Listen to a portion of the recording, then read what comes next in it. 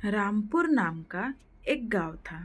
उस गांव में एक भाई बहन रहा करते थे, जया और रोहित। जया और रोहित के माता पिता बचपन में ही गुजर गए थे, घर में आग लगने के कारण। इसीलिए रोहित की सारी जिम्मेदारी जया पे आ जाती है और जया रोहित को काफ़ी अच्छे से ध्यान रखती थी। जया रोहित से थोड़ी बड़ी थी, इसीलिए रोहित की सारी जिम्मेदारी अपने बहन जया पे आ चुकी थी। अब रोहित कहता है, दीदी मुझे भूख लगी है, मैं सुबह से कुछ नहीं खाया हूँ। आप तो सब्जियाँ बेचने जाती हो और बहुत देर से आती हो। मुझे भूख लगी है, कुछ तो मुझे बना के दीजिए, मैं खा लूँगा। आप सब्जियां बेचने क्यों जाती हो दीदी? मैं घर पे अकेला रहता हूँ, मुझे घर में अकेला रहना अच्छा नहीं लगता। आप मत जाया करो। जया रोहित से काफी प्यार करती थी और रोहित की पढ़ाई के लिए जया को सब्जियां बेचने जाना पड़ता था। जया गांव-गांव जाके सब्जियां बेचा करती थी और थोड़ी बहुत पैसों से घर चलाती थी और उसके भाई की पढ़ाई कराती थी। और जया और रोहित दोनों घर आके खाना खाते थे। जया सिर्फ 15 साल की थी, लेकिन फिर भी वो अपने भाई रोहित की सारी जिम्मेदारियां उठा रही थी और वो गाँव में जाके सब्जियां बेच रही थी। बड़ी बहन तो होती है माँ जैसी ही। एक दिन रोहित और जया में काफ़ी लड़ाई हो जाती है। रोहित कहता है, दीदी मुझे शहर जाके पढ़ाई करनी है और मुझे शहर जाना है। शहर की पढ़ाई में काफ़ी अच्छा फ़र्क पड़ता है। तभी जया कहती है, रोहित मेरे पास बेटा इतने पैसे नहीं हैं, मैं तुम्हें शहर नहीं भेज सकती। तुम यहाँ रह के ही पढ़ाई करो ना। जब मेरे पास ज़्यादा पैसे आ जाएंगे मैं तुम्हें शहर भेज दूंगी। लेकिन रोहित नहीं सुनता और वो शहर जाने की तैयारी कर देता है और वो एक दिन जया को छोड़ के शहर चला जाता है। इस बात से जया काफ़ी नाराज़ रहने लग जाती है। वो काफ़ी रोती है बेचारी, क्योंकि उसका एक ही भाई था और वो भी अब उसे छोड़ के शहर जा चुका था। वो मन में कहती है, मेरे भाई रोहित, तुमने ऐसा मेरे साथ क्यों किया?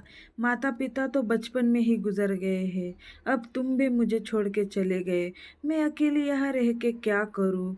इसीलिए वो काफ़ी दुखी थी। कर भी क्या सकती थी बेचारी? वो शहर नहीं जा सकती थी अपना ये घर छोड़कर। रोहित अब शहर आ चुका था और वो शहर की चकाचौंध देखकर काफ़ी खुश हो जाता है।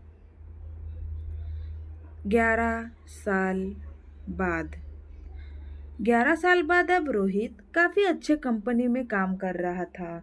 अब रोहित ने तो शादी भी कर ली थी। एक दिन रोहित अपने पत्नी से कहता है, तुम्हें पता है, मुझे शहर आने के लिए मुझे मेरे बहन से लड़ना पड़ा था, लेकिन मेरे बहन ने मुझे आने नहीं दिया। तभी रोहित की पत्नी टीना कहती है, तुम तुम्हारी बहन को यहाँ क्यों नहीं ले आते? वो बेचारी अब गांव में अकेली ही होगी। ऐसा करो, तुम उसको ले आओ। जया अपनी पड़ोस वाले भाभी से बात कर रही थी। भाभी जी, अरे बेटी जया, तुम्हारे भाई का कोई फोन आया या नहीं? या वो तुमसे मिलने नहीं आता क्या? क्या उसे तुम्हारी याद नहीं आती? जया कहती है, नहीं, ऐसी कोई बात नहीं है। उसे मेरी याद आती होगी, लेकिन बेचारा काम में रहता होगा। बेचारा बहुत मेहनत कर रहा होगा। नहीं, वो एक दिन मुझे मिलने ज़रूर आएगा और मुझे अपने साथ शहर ले जाएगा। मैं इसी दिन की राह देख रही हूँ। वो कब मुझे लेने आए और मुझसे बात करे।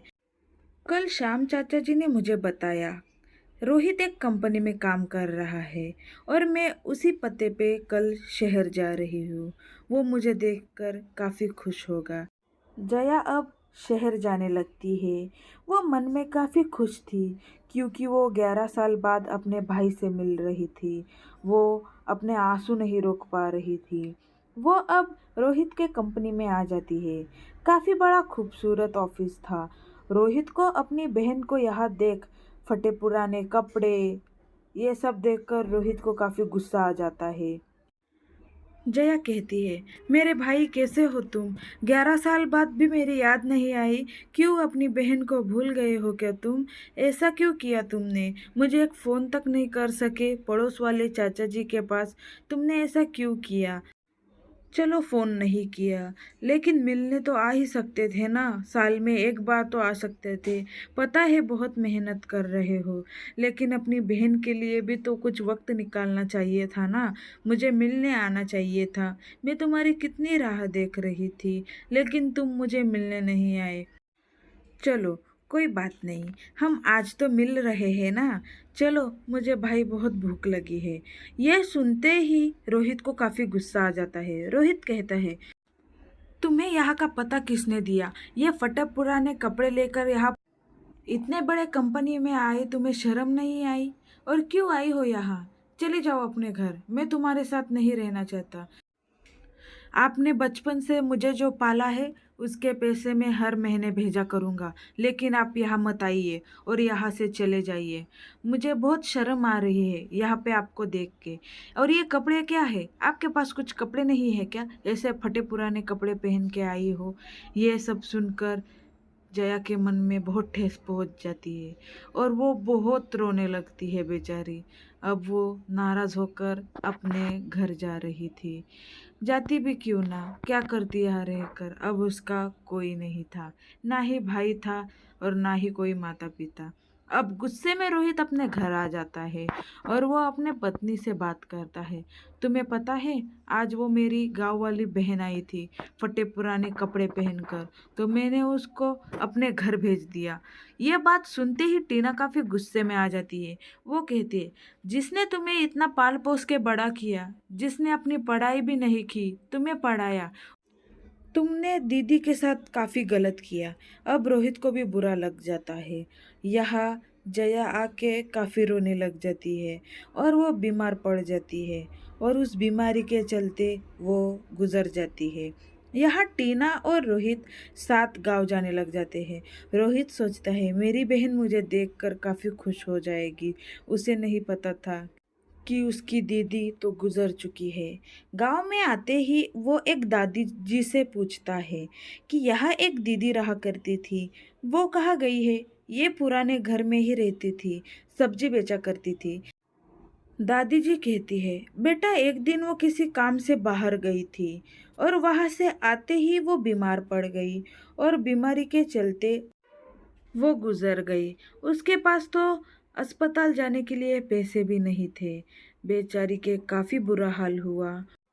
वो बात भी नहीं कर सकती थी, लेकिन वो किसी की राह देख रही थी। वो रास्ते की तरफ उंगली कर कर बता रही थी कि कुछ तो बता रही थी जो हमें समझ में नहीं आ रहा था। ये सुनते ही रोहित फूट फूट के रोने लग जाता है। उसको काफ़ी बुरा लग जाता है। अब वो कहता है, मैं बहुत बुरा भाई हूँ, अपनी बहन के लिए खड़ा नहीं रह सका। तुमने बहुत बड़ी गलती कर दी है। अपनी माँ जैसे बहन को तुमने उस दिन कंपनी से गुस्से में बाहर निकाल दिया।